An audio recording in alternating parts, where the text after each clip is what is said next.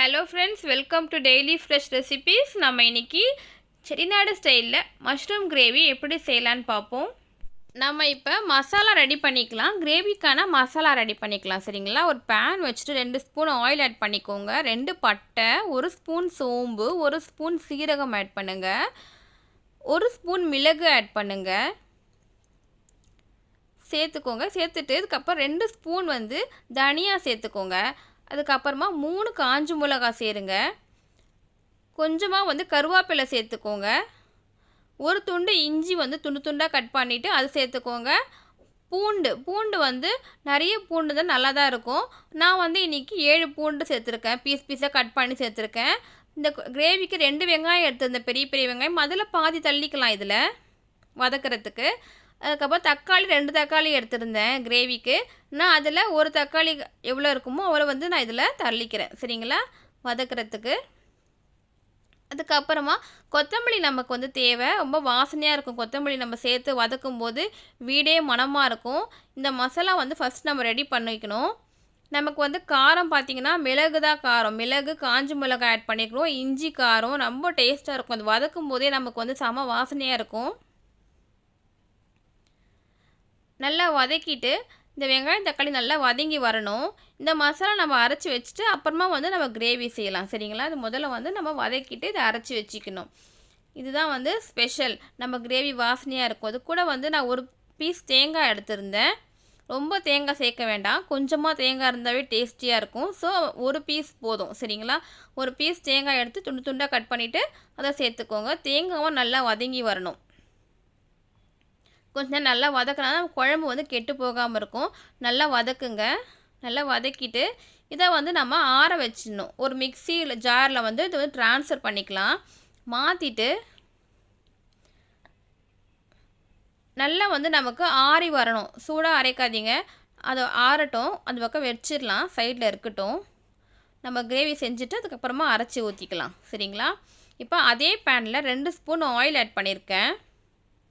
நல்லா oil heat ஆன பிறகு 1 ஸ்பூன் சோம்பு ஆட் பண்ணுங்கள். அதே மாதிரி ஒரு பட்டை ஆட் பண்ணிவிட்டு நல்லா பொரிஞ்சு வரட்டும். அதுக்கப்புறமா ஒரு வெங்காயம், மீதி வெங்காயம் நம்ம எடுத்து வச்சுருந்தோம் இல்லைங்களா, அந்த வெங்காயமும் அந்த தக்காளியும் இதில் சேர்த்துக்கோங்க. ஸோ இந்த கிரேவிக்கு மொத்தமாக 2 வெங்காயம் 2 தக்காளி எடுத்துக்கணும். சரிங்களா? நம்ம மசாலாவுக்கு ஒரு வெங்காயம் ஒரு தக்காளி போட்டுட்டு இந்த கிரேவிக்கு ஒரு வெங்காயம் ஒரு தக்காளி, கொஞ்சமாக உப்பு ஆட் பண்ணிக்க. கொஞ்சம் சீக்கிரமாக வதங்கி வரும் அப்படிங்கிறதுக்காக.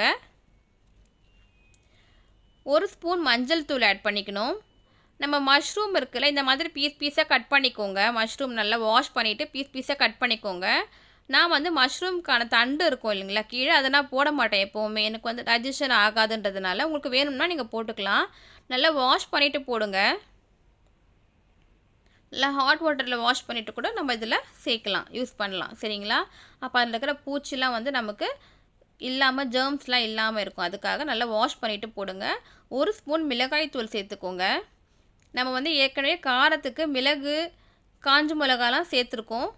அதுக்காக ரொம்ப காரம் போட தேவையில்லை. ஒரே ஒரு ஸ்பூன் மிளகாய் தூள் ஆட் பண்ணிக்கோங்க.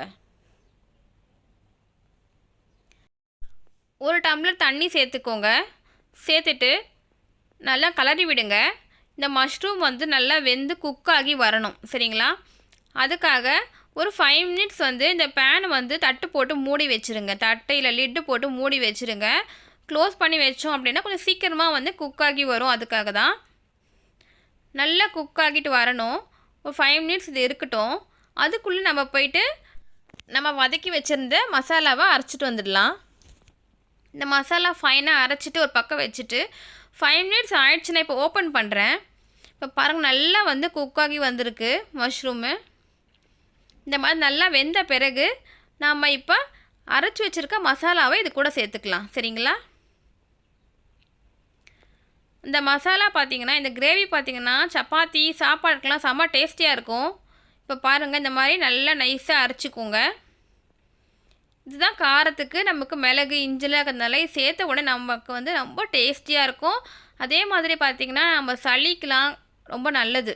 இந்த மாதிரி கிளைமேட், வின்டர் கிளைமேட்டில் நம்ம இது சாப்பிட்டோம் அப்படின்னா நம்மளோட கோல்டெல்லாம் பிடிக்காமல் இருக்கும். ரொம்ப இம்யூனிட்டி அதிகம் இந்த கிரேவியில். அதுக்காக தான். சரிங்களா? நல்லா ஸ்பைஸியாக இருக்கும்.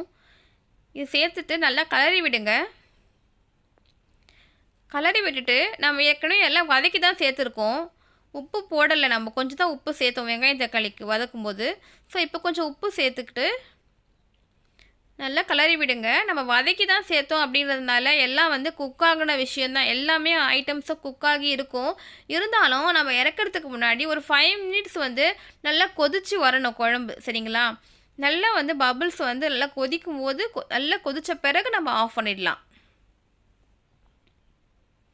ஓகேங்களா? இப்போ பாருங்கள், நல்லா கொதித்து வருது. இந்த மாதிரி கலரி விட்டுட்டு உப்பு பாருங்கள், உப்பு பத்தலைன்னா இப்போ போட்டுக்கோங்க. செம டேஸ்டியாக இருக்கும். ரெஸ்டாரண்ட் ஸ்டைலில் இருக்கும். நீங்கள் செஞ்சு சாப்பிட்டு பார்த்தீங்கன்னா ரொம்ப ருசியாக இருக்கும். இது கூட வந்து அப்பளம் வச்சு சாப்பிடலாம். கொஞ்சம் காரம் எது கம்மியாக இருக்கும் அந்த மாதிரி ஒரு பொரியல், கேரட் பொரியல் அந்த மாதிரி கொஞ்சம் வச்சு சாப்பிட்லாம். ஏன்னா இது ஸ்பைசியான ஒரு கிரேவி. இது சப்பாத்திக்கெலாம் செம்ம டேஸ்டியாக இருக்கும். செஞ்சு பாருங்கள். கார்னிஷ்க்கு லாஸ்ட்டாக வந்து கொரியாண்டர் லீஃப் மேலே போட்டுக்கோங்க. அவ்வளோதான் ஃப்ரெண்ட்ஸ், நம்மளோட மஷ்ரூம் கிரேவி தயார். நான் இன்றைக்கி சப்பாத்திக்காக செஞ்ச மார்னிங் செம்ம டேஸ்டியான கிரேவி. இது செஞ்சு பாருங்கள். எப்படி இருக்குது சொல்லிட்டு கமெண்ட் பாக்ஸில் கமெண்ட் பண்ணுங்கள். If you like my channel please subscribe. Thanks for வாட்சிங் மை டியர் ஃப்ரெண்ட்ஸ். தேங்க்யூ.